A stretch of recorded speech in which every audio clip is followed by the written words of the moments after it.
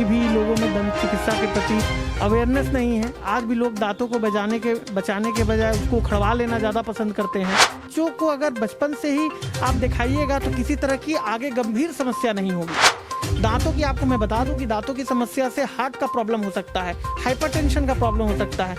इन दिनों दांतों की समस्या इतनी बढ़ गई है कि तमाम लोग दांतों की समस्या से परेशान हैं। क्या कुछ जानकारी का अभाव होता है या समय दर समय उसकी इलाज में कोई चूक हो जाती है जिसके कारण काफ़ी समस्याएं आती हैं। इन सभी मुद्दों पे आज हम बात करेंगे दंत चिकित्सक फैज़ अली से।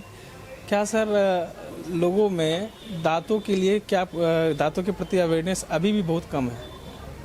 बिल्कुल, आपका कहना बिल्कुल सही है कि अभी भी लोगों में दंत चिकित्सा के प्रति अवेयरनेस नहीं है। आज भी लोग दांतों को बचाने के बजाय उसको उखड़वा लेना ज़्यादा पसंद करते हैं। तो आप जब डेंटिस्ट के यहाँ जाएंगे, जब इसके लिए ग्लोबल लेवल पे या बिहार सरकार नहीं, नेशनल लेवल पे प्रोग्राम चलना चाहिए जिससे अवेयरनेस बढ़े और लोग दांतों की बीमारियों से बचने के लिए सजग रहें।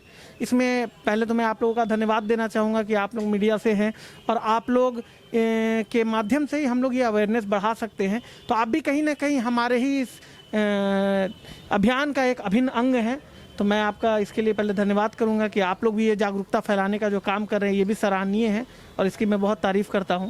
सबसे पहले ये बताइए कि अब जो कभी देखा जाता है कि अब पहले कहा जाता था खाने से कुछ प्रॉब्लम हो जाती है, लेकिन अब बच्चों में भी और बूढ़ों में भी आम तरीके से दर्द बढ़ जाता है या दांतों की समस्याएं आने लगी हैं।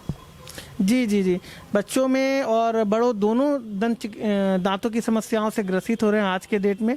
और चाहिए कि बच्चों को बचपन से ही एक रेगुलर विजिट कराते रहना चाहिए डॉक्टर के यहाँ, दंत चिकित्सक के यहाँ। जैसे हम लोग बचपन में बच्चों को पीडियाट्रिशियन के यहाँ ले जाते हैं, उसी तरह पीरियोडोंटिस्ट होते हैं हमारे यहाँ, वो बच्चों को देखते हैं और बच्चों की ही बीमारियों के दांतों की बीमारियों का इलाज करते हैं। या अगर वहाँ नहीं आप जा सकते हैं तो आप जनरल डेंटिस्ट होते हैं, दंत चिकित्सक से भी दिखाइए बच्चों को, क्योंकि पढ़ाई जनरल होती है, वो जानकारी रहती है। तो वो बच्चों को अगर बचपन से ही आप दिखाइएगा तो किसी तरह की आगे गंभीर समस्या नहीं होगी और उसके लिए जो भी रोकथाम के लिए जो उपाय होंगे वो पहले से बताया जा सकेगा। तो इसलिए और डेंटिस्ट से आप मिलिए, उनसे पूछिए कि बच्चों को कैसे ब्रश कराना चाहिए, वो आपको बताएंगे। उनसे पूछिए कि कौन सा पेस्ट इस्तेमाल करना चाहिए बच्चों के लिए, वो आपको बताएंगे। क्योंकि मार्केट में कई लोग क्या है कि बड़ों के पेस्ट से बच्चों को भी करा देते हैं। घर में एक पेस्ट आता है हमारे यहाँ, उससे सभी लोग कर लेते हैं। ये गलत है, इस चीज़ को रोकना चाहिए। हर एज ग्रुप का अलग पेस्ट होता है और हर की प्रॉब्लम अलग होती है, उसके लिए अलग होता है। जैसे जिसको मसूड़ों का प्रॉब्लम है तो जिंजिवाइटिस है, जिंजिवाइटिस की पेस्ट अलग आती है। और जिसको मान लीजिए दांतों में सेंसिटिविटी है, सेंसिटिविटी की पेस्ट अलग आती है। तो बच्चों का पेस्ट डिफरेंट आता है।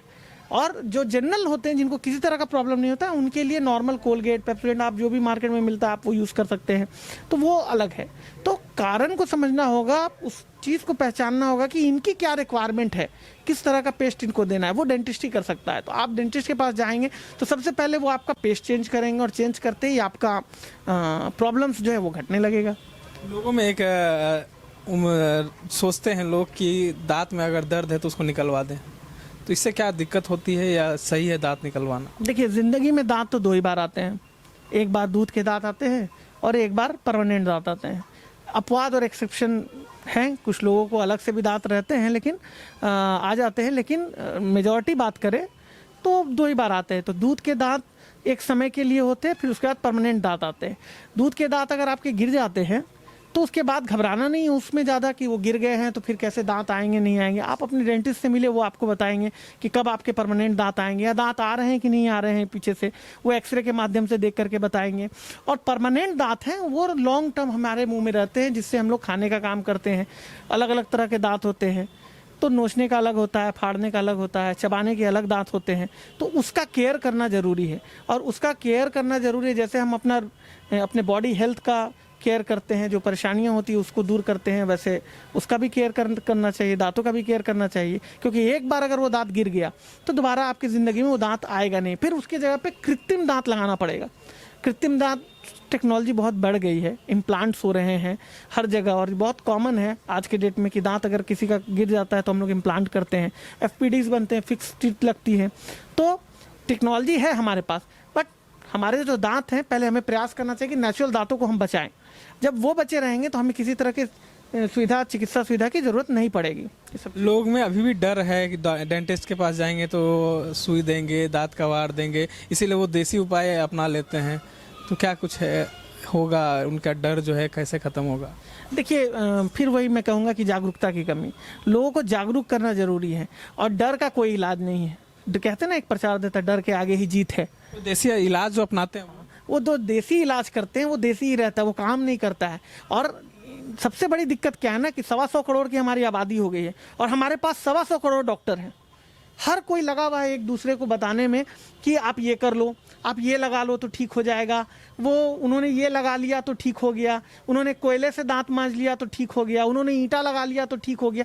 ये गलत धारणा और ये अवधारणा को हमें बदलना पड़ेगा, हमें तोड़ना पड़ेगा।